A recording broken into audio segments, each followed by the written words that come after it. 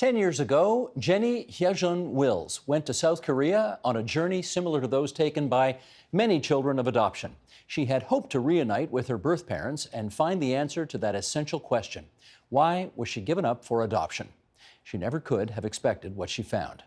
Heijun Wills is an associate professor of English at the University of Winnipeg, and she tells that story in her book, Older Sister, Not Necessarily Related.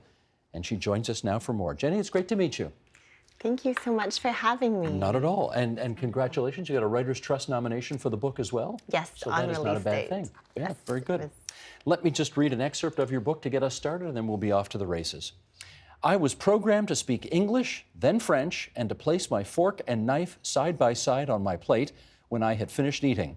I disappeared into a life of cream of mushroom casseroles, Irish setters, and patent leather Sunday school shoes. I was buried under Bach concertos, feathered bangs, and maple sugar candy until my own mother wouldn't have recognized me. Let's start to tell your story here. How old were you when you were adopted and brought to Canada? Right. So I arrived in Canada in January 1982, and I would have been around 8 or 9 months old. And who adopted at the you? time. My Canadian parents live in Kitchener, Ontario. They lived there at the time, and they still live there now. They were school teachers at the time. Do you know why they chose to adopt you? You know, from the stories that I've heard, they both sort of came to the idea of transnational adoption separately and then brought it up to one another and felt that the coincidence of having both thought of it at the same time was a sign. It would have been in the time when there were many articles about the aftermath of the war in Vietnam, the US war in Vietnam. And so I think that there were a lot of so-called relief programs around the children who had been orphaned or had been taken during Operation Baby Lift. And so I think that that's what piqued their curiosity. And when they did try to apply to Vietnam, perhaps it was closed at that time, that's what I understand. But Korea has always been open for decades before and decades since. We'll pick up on that story, actually. More to come on that. Yeah. I presume it was unusual for a white couple to adopt an Asian baby that long ago, was it? It felt that way, definitely. In my childhood, it's become more common in the years since, and I think is becoming less common again. But it was a unique experience for them and a unique experience for me. And one of the struggles with that then was that they likely didn't have very much support or many networks with whom they could lean, on whom they could lean to ask questions about parenting and ask questions about transracial parenting and even adoptive parenting. What did you know about your previous life, if I can put it that way, from your Ontario parents? Very little. And in fact, the stories that they had been told or that they then told me ended up being quite erroneous. So this is one of the things that a lot of transracial and transnational and non-transracial and transnational adoptees are experiencing throughout their lives, is that they uncover truths, but then they discover that those truths are actually inaccurate. And so it's always this strange game playing back and forth with the idea of what is your true story. It's always changing. Purposely inaccurate, or they just didn't know? I mean, I'd like to believe my parents just didn't know. I would be naive to think that agencies are always forthright about information or always able to record information accurately, whether deliberately or not. And so, there is a disconnect between the stories that were told from our parents, if any stories are shared at all, the stories that were shared with them, and then the stories that the agencies maybe created or recorded, and the actual stories. Why do you think they fudge that stuff so much? Transnational adoption is a very lucrative industry. We know that it has become so lucrative that some countries have closed it because of so much corruption and so much dishonesty that children are sometimes trafficked into transnational adoption. And so if records reflect that a young person has no connection to biological family, that they were relinquished voluntarily, for instance, it makes that transaction a little bit more comfortable, I would think, for prospective adoptive parents and adoptive lands, their governments, and anyone else involved. Let's do another excerpt from the book here, okay? Okay. I was 7 years old when first I became a Korean girl in the eyes of those around me. It was 1988 and the Olympics were hosted in Seoul. I became a Korean girl at that moment because up until then, I had been an unidentified Asian who laughed along when someone pulled their eyes back and said chop suey or chicken chow mein with a certain tone in their voice. The meanness wasn't directed at me. My friends may not have noticed I was there, or maybe they thought of me as one of them. I laughed out of confusion, but also out of fear. That's tough, right? That's a tough way to grow up. And, you know, we like to think of ourselves in the province of Ontario, all evidence to the contrary, that this is not a place where racism flourishes. But that's not your experience, is it? No. And I think this particular passage speaks to very overt, outright racism, but also the ways that, you know, some adoptees are granted this invisible race status or this honorary whiteness because they're seen as, you know, one of us. So there's also that low-key microaggression racism that can persist underneath the surface. It's funny how you call it honorary whiteness, like it's something like it's this honorable. This is a term. Yeah, I know. It's an odd term, though. Scholarly term. But at some point, you made the decision that you did want to find out more about your birth parents. That's right. And so begins a quest which you tell in really quite extraordinary detail in the book. What was the turning point for you there that made you want to go on that quest? I was living in the US for a short while during my studies, and because so many Korean adoptees grow up in the United States as opposed to other countries in the world, although there's a growing population in Canada, I met these adoptees, these adult adoptees, for the first time while I was living in Boston. They had an organization or an association, and they spent time together and discussed issues of adoption. And it was the first time I started thinking about those things in that particular way. One of the very common topics of conversation were always the birth searches. And they offered me examples of the journeys they had gone on, mostly in vain, unfortunately. But they also gave me advice on how I might conduct one myself. Now, I was in the middle of writing a doctoral thesis about Asian adoption literature. So it was simultaneously an opportune time, but also maybe not the best time to undertake something like this. But I called my Canadian parents from my apartment in the States, and I asked them, you must have their names at least, which was a risk because not many people do have their first parents' names. But eventually, after looking through some papers, they did give me the names, and I filled out an online form from the agency. I also asked them what agency I'd been adopted through. On their website, there was a reunion form. I filled out those forms with the names, and about a week later, they contacted me that they had located my first mother, my Korean mother. Your birth mother. Right, and this is an extraordinary pace because, unfortunately, the very vast majority of us never make contact, and for a few, it typically takes years. So I personally wasn't ready for the pace that in which everything unfolded. Having been armed with this information, how scared were you to actually proceed? I was terrified. I wasn't ready. I had thought that I was buying myself time for a few years when I might be ready. But it was also a situation where I couldn't risk losing her again. So one makes himself ready in these moments of high intensity, I guess, and high risk. And so I felt nervous and I felt confused. How did you make it happen?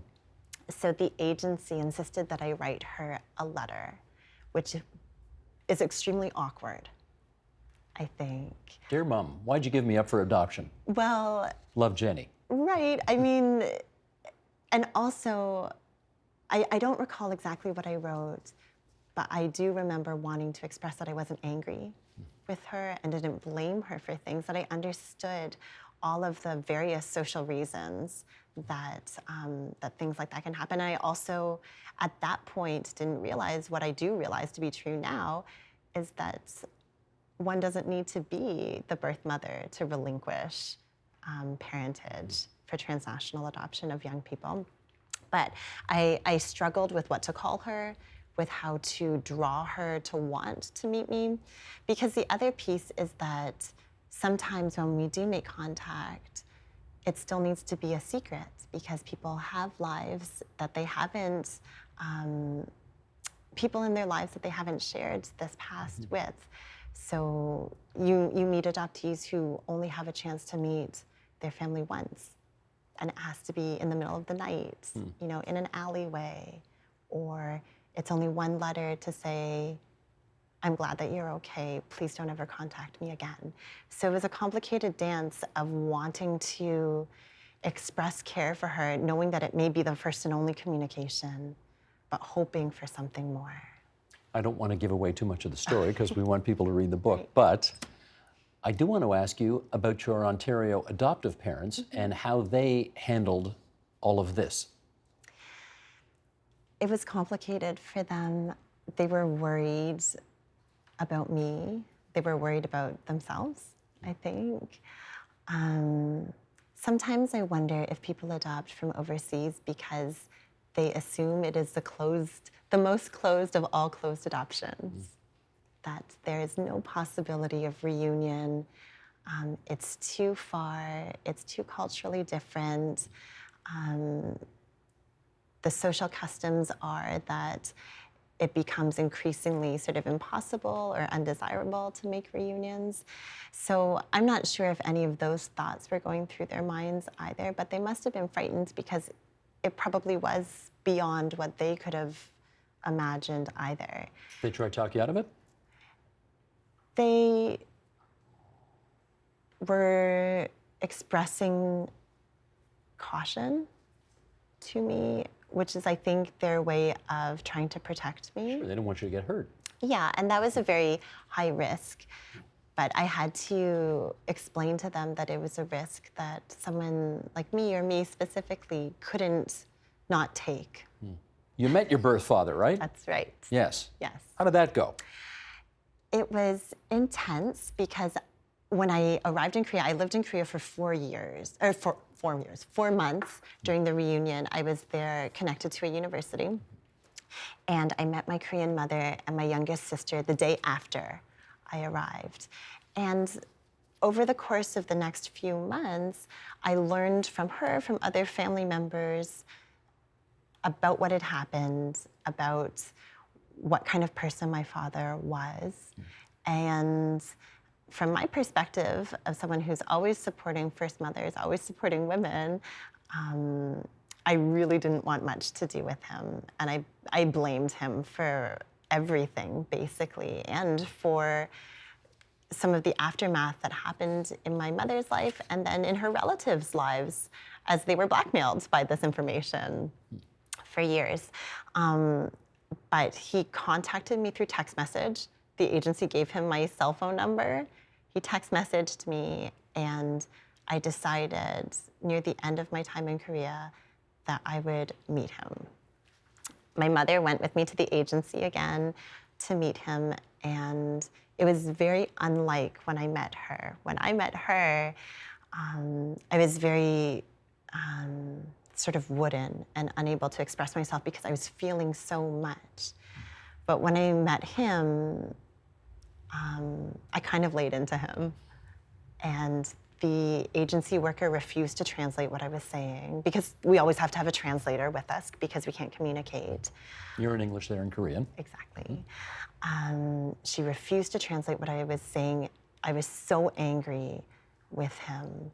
And I remember saying to him in English that he never really fully comprehended, I finally met my mother, but now I can't speak to her. So that part did not go well. However, and I don't think it's spoiling too much in the story, very shortly after that, it became apparent to me that my Korean parents started dating while I was there. And so they left their respective spouses and partners and reunited for the last few weeks that I was in Korea, and for the past 10 years. That's quite an amazing development. I think so, yeah. Prompted by you. I mean, don't blame it on me. No, I'm not blaming just it, but say. it's. Yeah, it was quite intense. And for a moment, I was extremely happy because together, then we were strangely performing the kinship that we thought we had lost. It was unusual because I have the linguistic skills of a small baby in Korea, but I'm a grown woman, so there are unusual dynamics that happen because of something like that, and also because they wanted me to be the little baby that they had lost all those years before. In our remaining moments here, I want to ask you about another figure in this drama, whom you call Unni. Have I got that right? Unni. Unni. U-N-N-I. What does that mean? Well, I mean, in Roman letters, In who knows Roman, how yes. to translate Exactly, anything. exactly. What does that mean? Unni means older sister, not necessarily related. Which is the title of your book.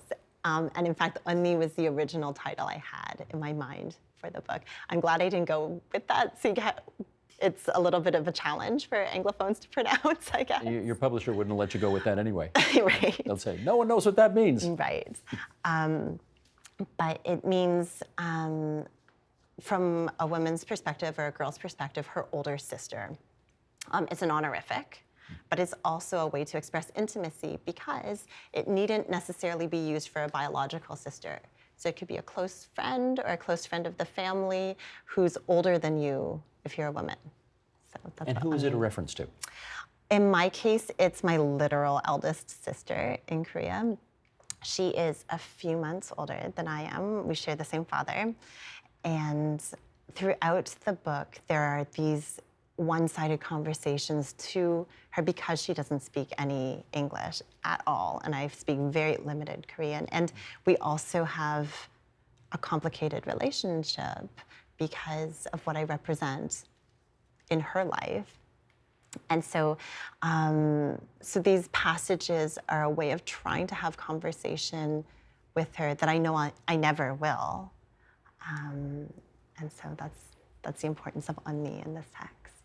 And the last question, your middle name, which I had such a difficult time pronouncing, Heijun? Heijun. Heijun. Yeah. What does that mean?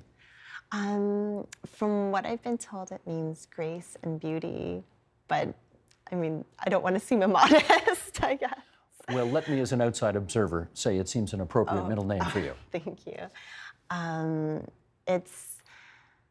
It's a source of pride for me now. I think it's a beautiful sounding last name. It's also a source of stress, I think, because typically in Korean cultures, siblings have the same first syllable from what I understand, and neither of my Korean sisters have the same first syllable as I have. So it's also a little bit of a reminder that I was always meant to be disconnected from them. It also was mistranslated on my adoption papers, so it was mispronounced my entire life by my Korean family, who I think still struggle with pronouncing it. So you're not the only one. Good to know. Yeah, but it was gravely mistranslated in the documents to a completely different name. So I've tried to reclaim it as a really integral part of my subjectivity now. Well, I've got to say, you've had a heck of a life, extremely dramatic, and I'm glad you put it down on paper so that we could read all about it. Older Sister, Not Necessarily Related, a memoir by Jenny Heijun Wills. Thanks for coming to TVO tonight. Thank you so much for having me.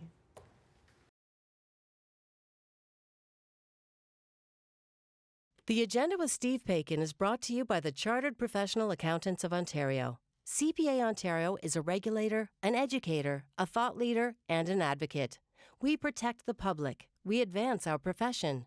We guide our CPAs. We are CPA Ontario. And by viewers like you. Thank you.